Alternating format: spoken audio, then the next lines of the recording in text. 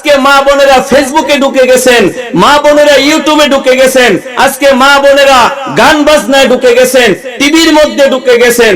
আজকে মা বোনদের থেকে কোরআন দূরে চলে গেছে, কোরআনের সাথে সম্পর্ক নাই।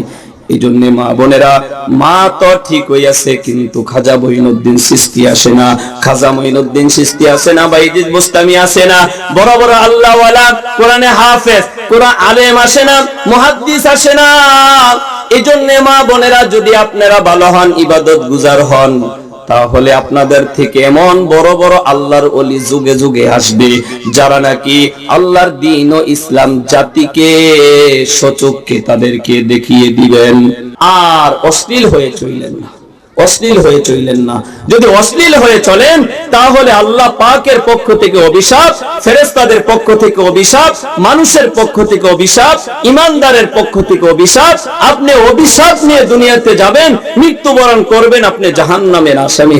ওই নারী ভালো হতে পারে না যেই নারী স্বামীর কথায় কথায় তর্ক করে, স্বামীর মুখে মুখে তর্ক করে, স্বামীকে বকা দেয়, স্বামীকে গালি দেয়, স্বামীকে বলে তোমার ঘরে এসে আমি কোনো সুখ পাই নাই, তোমার কাছ থেকে কিছুই পাই নাই, স্বামীকে সব সময় অস্থির করে চলে। যেই স্ত্রী স্বামীর সব সময় অবস্থা বুঝবে, স্বামীর সুখের সময়ও সাথে থাকবে, দুঃখের সময়ও সাথে থাকবে, স্বামীর অবস্থা ভালো আছে ওই সময়ও স্ত্রী স্বামীর কাছে থাকবে, আবার অবস্থা ভালো নাই ওই সময়ও থাকবে, ভালো আছে ওই সময়ও থাকবে। মা বোনেরা, একজন স্বামীকে কমপক্ষে মনে করেন আপনার স্বামী আপনার অভিভাবক, আপনার স্বামী আপনাকে দেখাশোনা করে। আজকে অনেক মা বোনেরা বুঝতে পারবেন, একজন স্বামী যখন দূরে চলে যায়, বাসায় যদি কেউ না থাকে, একজন নারীর কোনো নিরাপত্তা আছে বলেন? একা থাকতে পারে না। এজন্য আপনার স্বামী যদি আপনাকে অনেক কিছু দিতে পারে নাই, কিন্তু আপনি এটা মনে করেন আমার স্বামী কিছু দিতে পারে নাই, কিন্তু আমাকে তো কমপক্ষে দেখাশোনা করে। 5 ওয়াক্ত নামাজের পরে আমার রাসূল শিখিয়ে দিয়েছেন, দুনিয়ার মধ্যে কোন মা বোনেরা যদি 5 ওয়াক্ত নামাজের পরে আয়াতুল কুরসি পাঠ করে এবং সূরা ফাতিহা যদি পাঠ করে, শাহিদাল্লাহু আন্নাহু লা ইলাহা ইল্লাল্লাহ, আর যদি বলে কুলিল্লাহুম্মা মালিকাল মুলক, আমার রাসূল বলেন কেউ যদি 5 ওয়াক্ত নামাজের পরে এই আমলগুলা যদি করে, তাহলে আল্লাহ তাআলা স্বয়ং তাকে জান্নাতে পৌঁছে দিবেন। এজন্য এই দিনে তার চাইতে নেক আমল বেশি কেউ যে পড়ে নাই, তার চাইতে যে পড়ছে তার চাইতে কেউ বেশি নেক আমল নফল ইবাদত করতে পারে না।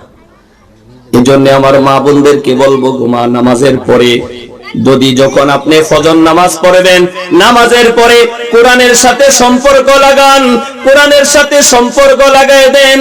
আল কোরআন হুজ্জাতুল লাকা ওয়া আলাইকা, কোরআন কাল কিয়ামতের ময়দানে কারো পক্ষে কথা বলবে, কারো বিপক্ষে কথা বলবে। এইজন্য যখন ফজর নামাজ পড়বেন, নামাজ পড়ার পরে সূরা ইয়াসিন পাঠ করেন। সূরা ইয়াসিন যদি একবার পাঠ করেন, 10টা খতম পড়ার সওয়াব আল্লাহ আমলনামায় দিয়ে দিবেন। এইজন্য মা বোনদের কাজ হলো, যখন ফজর নামাজ পড়বেন, নামাজের পরে যেই সমস্ত মা বোনেরা কোরআন পড়তে পারেন, সূরা ইয়াসিন পড়েন, আরো তেলাওয়াত করেন।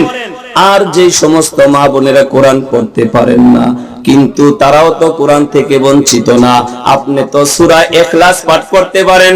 কুল হুয়াল্লাহু আহাদ আল্লাহুস সামাদ লাম ইয়ালিদ ওয়া লাম ইউলাদ ওয়া লাম ইয়াকুল লাহু কুফুয়ান আহাদ। এই যে কেউ যদি সূরা ইখলাস যদি 3 বার পাঠ করে, আমার রাসূল বলে সে সারা কোরআন এক খতম কোরআন পড়ার সওয়াব আল্লাহ আমলনামায় দিয়ে দেয়। এজন্য যেই সমস্ত মা বোনেরা কোরআন পড়তে পারেন না, সূরা ইখলাস পড়েন। তারা যারা ইখলাস পড়েন না, পারেন না, তারাও কোরআন থেকে মাহরুম হয়েন না। আল্লাহর কোরআনকে বুকে নেন, বুকে নেওয়ার পরে বুকে জড়ান, চুমু দেন, আর বলেন আমার মতো বদনসিবার কারণেই দুনিয়াতে সব পারি, আল্লাহর দেওয়া কোরআন, আল্লাহর কথা, এই কোরআন আমি পড়তে পারি না। তবে পড়তে পারি না ঠিক আছে, কিন্তু আমি কোরআন নিয়ে বাঁচতে চাই, কোরআন নিয়ে মরতে চাই, এই কোরআন নিয়ে জিন্দেগি পার করতে চাই। এই কোরআনকে আমি নিজের চাইতেও ভালোবাসি, আল্লাহকেও ভালোবাসি, কোরআনকেও ভালোবাসি।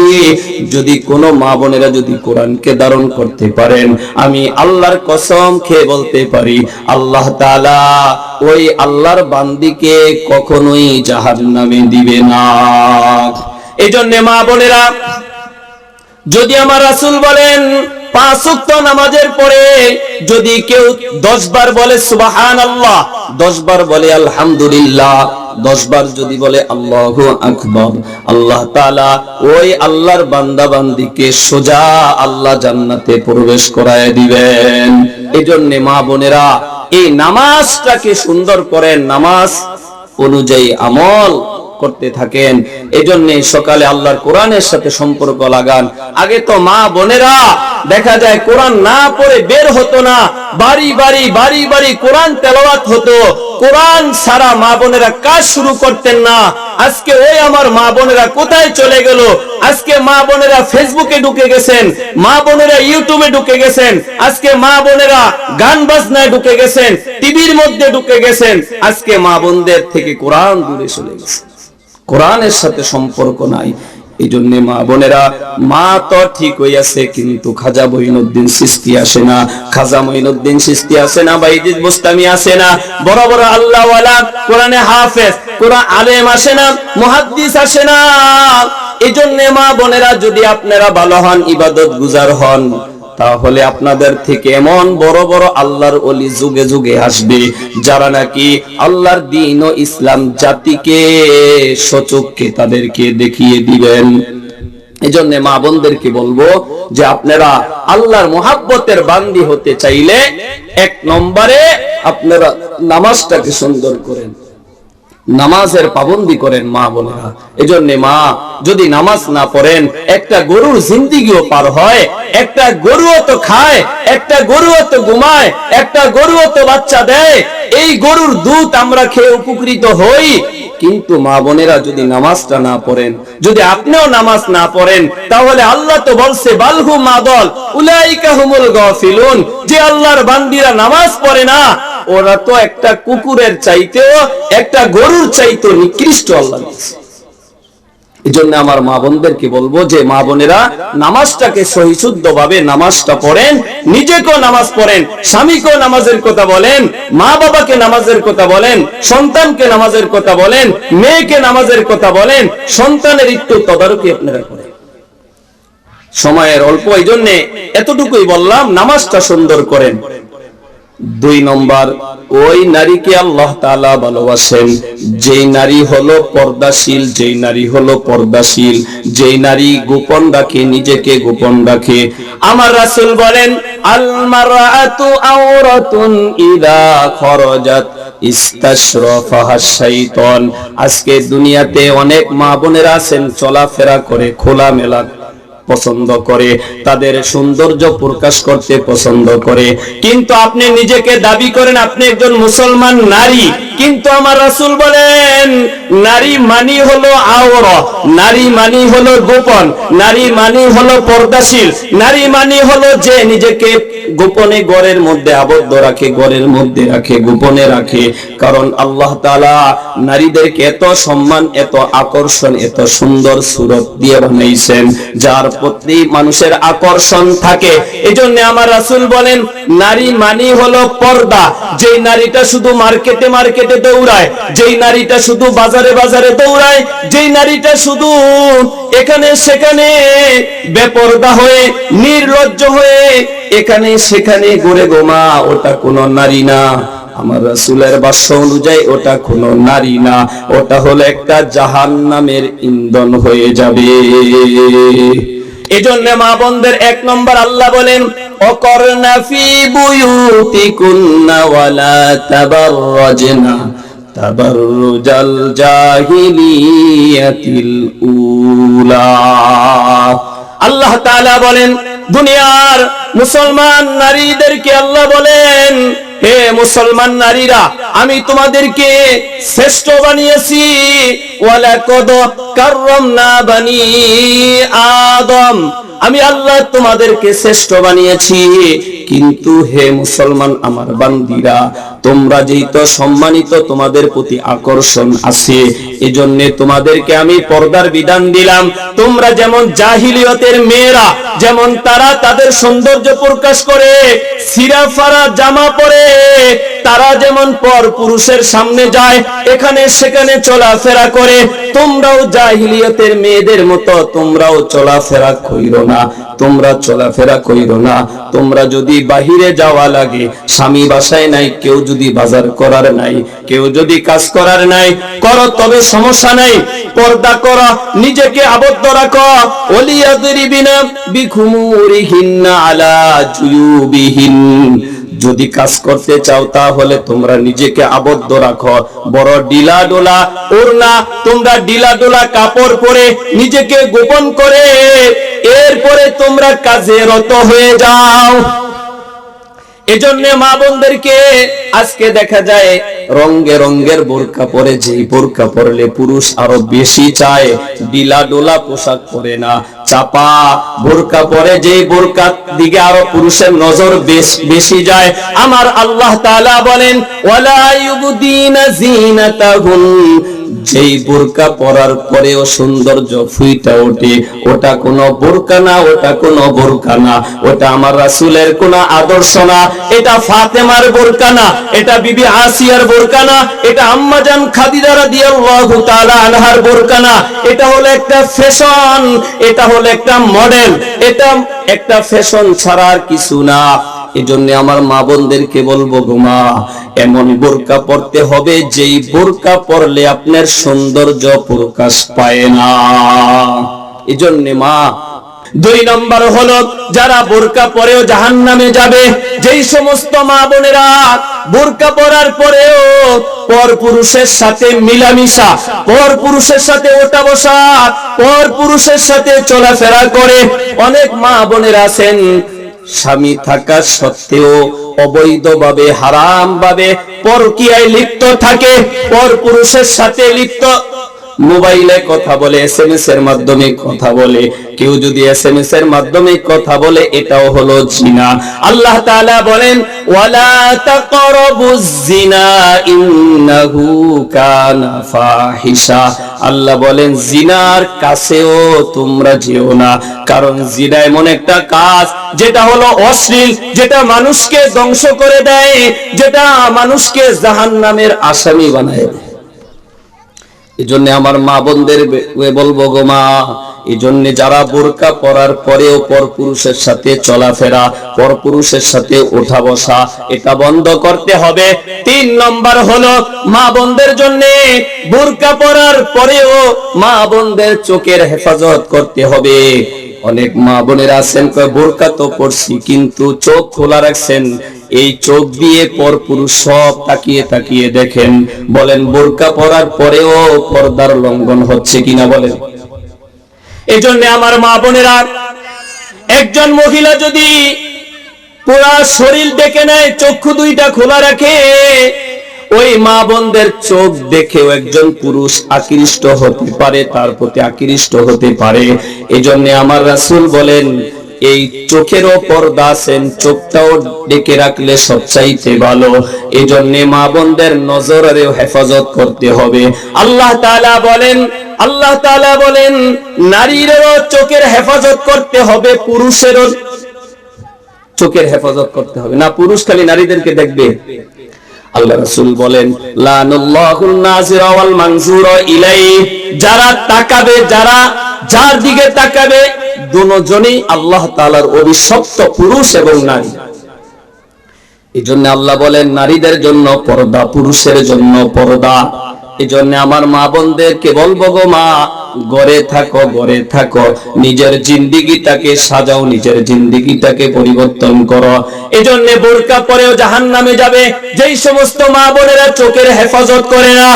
এরপরে 4 নম্বর হলো বোরকা পরেও জাহান্নামে যাবে যেই সমস্ত মা বোনেরা কণ্ঠের হেফাজত করে না।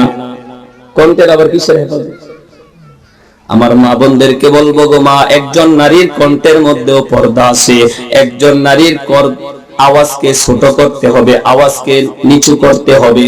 এজন্য আমার রাসূল বলেন, যদি কেউ যদি জরুরতে ফোন দেয় তাহলে কর্কট ভাষায় বলো, আসসালামু আলাইকুম ওয়া রাহমাতুল্লাহ। এত মিষ্টি সুরে সালাম দিও না, সালাম দাও আসসালামু আলাইকুম। কে বলছেন? কি জন্য ফোন দিবেন? কর্কট ভাষায় বলো, যেন তোমার প্রতি আরো ঘৃণা চলে আসে, তোমার প্রতি যেন কোনো আকর্ষণ না আসে। এজন্য কণ্ঠটাকে হেফাজত করতে হবে। মেয়ে মানুষের কণ্ঠ হবে নিচু, কোমল হবে। স্বামীর সাথে নম্র ভাষায়, ভদ্র ভাষায় কথা বলবেন, আওয়াজ বেশি উঁচু হবে না। এজন্য আজকে মা বোনেরা চিল্লায় কথা বলে, অনেক আওয়াজে কথা বলে, অনেক বকা দেয়, অনেক গালি দেয়। সন্তানের সাথে কথা বলে আওয়াজ দিয়ে চিল্লা ফাল্লা করে। এজন্য কণ্ঠেরও পর্দা আছে। এবং আল্লাহ রাসূল বলেন, পর্দা বোরকা পরার পরেও জাহান্নামে যাবে ওই মা বোনেরা, যেই মা বোনেরা যদি কোন জায়গায় যদি সফর করে তাহলে মাহরাম ছাড়া কারো সাথে যাওয়া যাবে না। ঢাকা যাইবো, বরিশাল যাবে, চট্টগ্রাম যাবে, যেই কোনো জায়গায় গেলে মাহরাম যাদের সাথে বিবাহ হারাম এমন নিকট আত্মীয় ছাড়া কোন পরপুরুষের সাথে সফর করা যাবে না। তাহলে যদি পরপুরুষের সাথে চায় তাহলে বোরকা পরার পরেও জাহান্নামী। 6 নম্বর হলো ওই মা বোনেরা বোরকা পরার পরেও জাহান্নামী, যেই মা বোনেরা যারা নাকি পরপুরুষের সাথে নির্জনে মিলামিশা করে, নির্জনে যাদের সাথে পরপুরুষের সামনে যায়। আমার রাসূল বলেন, লা ইয়াখলু আন্না রাজুলুন বিইমরাতিন কানা সালিসুহুমা শাইতান। আমার রাসূল বলেন, যখন একজন নারী একজন পুরুষ যখন নির্জনে যদি হয় তাহলে তৃতীয় ব্যক্তি হিসাবে শয়তান থাকে। এই জন্য আমার মা বোনদেরকে বলবো, গো মা, যদি আপনি খাঁটি বান্দি হয়ে, যদি আল্লাহর মুখলেস, যদি বান্দি হয়ে, আল্লাহর নেককার বান্দি হয়ে যদি কবরে যাইতে চান তাহলে পর্দা করেই চলতে হবে। পর্দার মধ্যে সম্মান রয়েছে, পর্দার মধ্যে আপনার মান সম্মান ইজ্জত আল্লাহ রেখে দিয়েছেন। এজন্য মা বোনদেরকে বলবো, মা আপনাদের যদি আমাকে সন্তান মনে করেন সন্তান হিসেবে বলি, যদি ভাই মনে করেন ভাই হিসেবে বলি, আপনাদেরকে হাত জোর করে বলি, মা আর অশ্লীল হয়ে চললেন না, অশ্লীল হয়ে চললেন না। যদি অশ্লীল হয়ে চলেন তাহলে আল্লাহ পাকের পক্ষ থেকে অভিশাপ, ফেরেশতাদের পক্ষ থেকে অভিশাপ, মানুষের পক্ষ থেকে অভিশাপ, ইমানদারের পক্ষ থেকে অভিশাপ। আপনি অভিশাপ নিয়ে দুনিয়াতে যাবেন, মৃত্যুবরণ করবেন, আপনি জাহান্নামের আসামি হবেন। এই জন্য আমি এখানে শেষ করছি গো মা, যদি আপনার আল্লাহর খালেস মোহাব্বত অর্জন করতে চান, আল্লাহর মোহাব্বতের বান্দি হতে চান, তাহলে বললাম যদি পর্দাশীল নারীকে আল্লাহ ভালোবাসেন পর্দা করেই চলতে হবে। 3 নম্বর, যদি আপনি আল্লাহর মোহাব্বতের বান্দি হতে চান, আল্লাহ ওই নারীকে সবচাইতে ভালোবাসেন যেই নারী স্বামীর খেদমত করে, স্বামীর খেদমত করে। এই কথাগুলা কেন বারে বারে একাধিক জায়গায় বলি, কেন বলি? যে মা বোনেরা এর থেকে অনেক গাফেল, অনেক গাফেল। মা বোনদেরকে যদি বলি 5 ওয়াক্ত নামাজ পড়বা, তাসবিহ করবা, রাজি, কিন্তু স্বামীর খেদমতের কথা আসলে পিতা করলার মতো লাগে, ভালো লাগে না। স্বামীর খেদমত কি? স্বামীকে শুধু কয়টা ভাত পাক করে খাওয়াইছে, এটাই খেদমত? এজন্য আমার মা বোনদেরকে বলবো, গো মা, স্বামীর খেদমত ছাড়া কোন নারী ভালো নারী হতে পারে না, জান্নাতে যাওয়া যাবে না। আমার রাসূল বলেন, একজন নারী স্বামী হলো তার অভিভাবক। একজন নারী জন্য স্বামী হলো অভিভাবক। স্বামীর কথা ছাড়া ঘর থেকে বের হওয়া যাবে না, স্বামীর কথা ছাড়া মার্কেটে যাওয়া যাবে না, স্বামীর কথা ছাড়া মা বাবা মারা গেলে মা বাবার কাছেও যাওয়া যাবে না। এই জন্য আমার মা বোনদেরকে বলবো, গো মা, স্বামীর খেদমত করতে হবে, স্বামীর মন মেজাজ বুঝতে হবে, স্বামীর কথা অনুযায়ী চলতে হবে। আম্মা জান আয়েশা রাদিয়াল্লাহু তাআলা আনহা বলেন, হে দুনিয়ার নারীরা, যদি তোমরা জানতা একজন স্বামীর কত দাম, কত দাম, স্ত্রীর কাছে কতটুকু হক রাখে, তাহলে তোমরা নিজের মুখ দিয়ে স্বামীর পা তোমরা মুছে দিতা। এজন্য আল্লাহ রাসূল বলেন, আল্লাহ তাআলার পরে যদি কাউকে সেজদা দেওয়ার অনুমতি দিতেন তাহলে আল্লাহ তাআলা যদি অনুমতি দিতেন, আমার রাসূল বলেন আমি দুনিয়ার নারীদেরকে বলতাম প্রত্যেক নারী যেন তার স্বামীর পায়ে সিজদা দেয়। যেহেতু আল্লাহর পরে কাউকে সিজদা দেওয়া জায়েজ নাই, এজন্য আমি বলি নাই যে নারীরা স্বামীকে সিজদা দিবে, এটা আমি বলি নাই।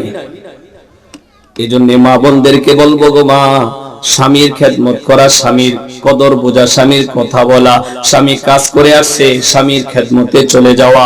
এজন্য নফল নামাজে দাঁড়িয়েছেন, স্বামী যদি ডাকে, শরীয়তে অনুমতি আছে নফল নামাজ ছেড়ে গিয়ে স্বামীর কথায় সাড়া দেওয়া। নফল রোজা রাখবেন, এই রোজাও রাখার ক্ষেত্রে স্বামীর অনুমতি ছাড়া রোজা রাখা যাবে না। এজন্য মা বোনদেরকে বলবো গো মা, স্বামীর আনুগত্য করতে হবে, স্বামীর কথা মানতে হবে। কেন? স্বামী এমন একটা জিনিস, আল্লাহ তাআলা বলেন হুন্না লিবাসুল লাকুম ওয়া আনতুম লিবাসুল লাহুম।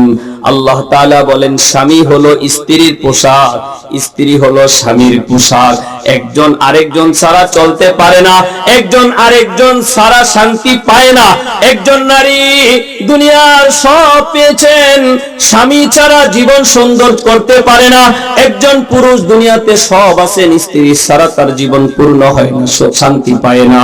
এজন্য আমার আল্লাহ এত বড় নিয়ামত দিয়েছেন, নারীদেরকে স্বামীর ব্যবস্থা করেছেন, পুরুষদের জন্য স্ত্রীর ব্যবস্থা করেছেন। এজন্য আল্লাহর পক্ষ থেকে অনেক বড় নিয়ামত। এজন্য আল্লাহ তাআলা বলেন ইয়া আইয়ুহান নাসুত্তাকু রাব্বাকুমুল্লাযী خلقكم من نفس واحدة وخلق منها زوجها وبث منهما رجالا كثيرا ونساء। আল্লাহ তাআলা বলেন আমি আদম আলাইহিস সালাতু ওয়াস সালামকে সৃষ্টি করার পরে তার পাঁজর থেকে হাওয়া আলাইহিস সালাতু ওয়াস সালামকে আমি সৃষ্টি করেছি। আমি এই স্বামীদের পাঁজরের হাড় থেকে স্ত্রীকে সৃষ্টি কেন করেছি? আজকে আমি বলবো মা, আমার শরীরে যদি একটা ব্যথা হয়, ফোড়া হয়, তাহলে আমি অনুভব করতে পারি শরীরের অংশ থেকে। এই জন্য নারীদেরকে বানিয়েছেন। আল্লাহ তাআলা বুঝাইলেন একজন স্বামী যেন স্ত্রীর অবস্থা বুঝতে পারে, স্ত্রীর মন বুঝতে পারে, স্ত্রীর সর্বক্ষেত্রে লক্ষ্য করতে পারে। এজন্য আল্লাহ তাআলা এই স্বামীদের পাঁজর থেকে বানিয়েছেন। এজন্য আল্লাহ তাআলা বলেন স্বামীদের সাথে খারাপ আচরণ কইরো না, স্বামীরাও স্ত্রীর সাথে খারাপ আচরণ কইরো। ওয়াশিরুহুন্না বিল মারুফ, স্ত্রীদের সাথে কোমল আচরণ করো, সুন্দর আচরণ করো, ভালো ব্যবহার করো। স্ত্রীদেরকে একটু মুখ কালাকালি হয়েছে, কথায় দ্বন্দ্ব হয়েছে, যাও বাসা থেকে বের হয়ে যাও, আর বাসায় আসবা না, বাপের বাড়ি চলে যাও। এটা কোন একজন আদর্শবান, একজন ভালো স্বামীর কথা হতে পারে না। আবার একজন নারী, ওই নারী ভালো হতে পারে না যেই নারী স্বামীর কথায় কথায় তর্ক করে, স্বামীর মুখে মুখে তর্ক করে, স্বামীকে বকা দেয়, স্বামীকে গালি দেয়, স্বামীকে বলে তোমার ঘরে এসে আমি কোনো সুখ পাই নাই, তোমার কাছ থেকে কিছুই পাই নাই, স্বামীকে সব সময় অস্থির করে চলে। একজন স্বামী, একজন স্ত্রী তো এমন হবে যে স্ত্রী স্বামীর সব সময় অবস্থা বুঝবে, স্বামীর সুখের সময়ও সাথে থাকবে, দুঃখের সময়ও সাথে থাকবে। স্বামীর অবস্থা ভালো আছে ওই সময়ও স্ত্রী স্বামীর কাছে থাকবে, আবার অবস্থা ভালো নাই ওই সময়ও থাকবে, ভালো আছে ওই সময়ও থাকবে। মা বোনেরা, একজন স্বামীকে কমপক্ষে মনে করেন আপনার স্বামী আপনার অভিভাবক, আপনার স্বামী আপনাকে দেখাশোনা করে। আজকে অনেক মা বোনেরা বুঝতে পারবেন, একজন স্বামী যখন দূরে চলে যায়, বাসায় যদি কেউ না থাকে, একজন নারীর কোনো নিরাপত্তা আছে বলেন? একা থাকতে পারে না। এজন্য আপনার স্বামী যদি আপনাকে অনেক কিছু দিতে পারে নাই, কিন্তু আপনি এটা মনে করেন আমার স্বামী কিছু দিতে পারে নাই, কিন্তু আমাকে তো কমপক্ষে দেখাশোনা করে। আজকে যদি কোনো একটা মা বোনের ডিভোর্স হয়ে যায়, ওই মা বোন যদি বাপের বাড়ি থাকে, মূল্য থাকে না, কোথায় তার মূল্য থাকে না, তার দাম থাকে না। এজন্য মা একজন মা বোনদের সবচাইতে আশ্রয়ের স্থান, মোহাব্বতের জায়গা হলো স্বামীর বাড়ি। এই জন্য স্বামীকে গনিমত মনে করো, থাকতে থাকতে গনিমত মনে করো, স্বামীর সাথে সুন্দর আচরণ করো, স্বামীকে ভালো কাজে সহযোগিতা করো, দিনের কাজে সহযোগিতা করো, স্বামীকে ভালো বানানোর চেষ্টা করো, স্বামীকে হাত ধরো, পা ধরো, স্বামীকে নামাজি বানাও, স্বামীকে দিনদার বানাও। তাহলে দেখবা ওই স্বামী তোমাকে বকা দিবে না, তোমাকে গালি দিবে না, তোমার সাথে খারাপ আচরণ করবে না। স্বামী তোমাকে পরিপূর্ণ স্ত্রী হিসেবে যতটুকু পাও না ততটুকু ওই স্বামী আপনাকে দিয়ে দিবে। এজন্য আমার মা বোনদেরকে বলবো, স্বামী আপনার সবচাইতে আশ্রয় স্থান, এজন্য স্বামীর সাথে খারাপ আচরণ করবে। এজন্য স্বামী এমন কাজ করলে অসন্তুষ্ট হয় সেটা করা যাবে না। স্বামী খুশি হয় যদি স্বামীর মার সাথে ভালো আচরণ করেন, স্বামীর পরিবারের সাথে ভালো আচরণ করেন। আজকে দুনিয়ার হালত এমন হয়েছে, অনেক মা বোনেরা আছেন নিজের বাড়ির আত্মীয় স্বজন আসছে, অনেক বাজার অনেক কিছু করে, মন খুলে হাসি মুখে করে, কিন্তু স্বামীর বাড়ির আত্মীয় স্বজন আসলে আর ভালো লাগে না। কিন্তু আমার রাসূল বলেন, ইসলাম এত সুন্দর, এত সুন্দর। আমার রাসূল বলেন, দুনিয়ার মধ্যে যদি আত্মীয়তার সম্পর্ক বজায় রাখো, তোমরা যদি তোমাদের ধন সম্পদে বরকত চাও, হায়াতের মধ্যে যদি বরকত চাও, তাহলে তোমরা আত্মীয় স্বজনের সাথে সম্পর্ক বজায় রাখো, আত্মীয় স্বজনের হক দাও। আত্মীয় স্বজনের কাছে পাওনা আছে। এজন্য একজন মা বোনদের উচিত হলো স্বামীকে আরো বলা, তোমার মার সাথে তুমি সম্পর্ক বজায় রাখো, কারণ তোমার মার কারণে আমি তোমাকে পেয়েছি, তোমার মার কারণে আমি দুনিয়াতে তোমার এত আদর, তোমার এত মোহাব্বত তোমাকে পেয়েছি। আজকে তোমার মার সাথে সম্পর্ক রাখো, তোমার বোনের সাথে সম্পর্ক রাখো, তোমার আত্মীয় স্বজনের সাথে তুমি সম্পর্ক রাখো। এটা মা বোনদের বলা, আবার স্বামীরও বলা, স্ত্রীকে বলে দেওয়া, তোমার মা, তোমার ভাই, তোমার আপনজনদের সাথে কথা বলা, সম্পর্ক বজায় রাখো। মাঝে মাঝে টাকা পয়সা দেওয়া, তাদেরকে সহযোগিতা করো, পরস্পরের সাথে সম্পর্ক জুড়ে রাখা, আপনজনদের সাথে সুসম্পর্ক বজায় রাখা। এই জন্য আজকে মা বোনদেরকে বলবো, গো মা, হারায় গেলে বুঝবেন স্বামী থাকতে স্বামীর কদর করেন। এই জন্য আজকে দেখা যায় শাশুড়ি ভালো লাগে না, আবার ওই বোনটাই যদি তার ভাইকে বিবাহ করায়, যদি তার এই ভাইয়ের বউ যদি তার মার সাথে খারাপ আচরণ করে, ভালো লাগে না,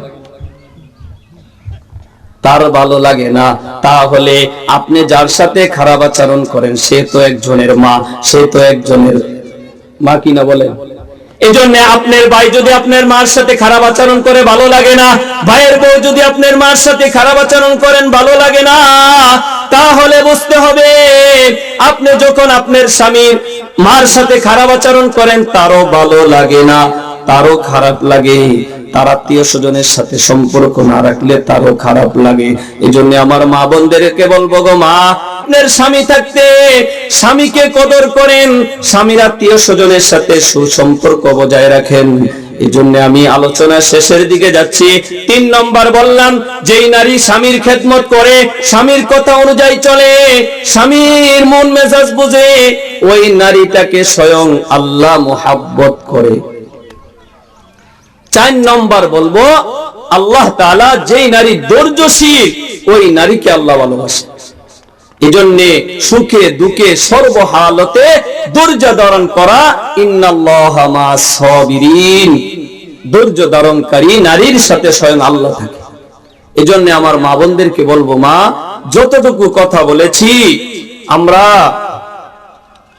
আমরা কথা অনুযায়ী আমল করি। আমার জন্য দোয়া করবেন, আমিও আপনাদের জন্য দোয়া করি।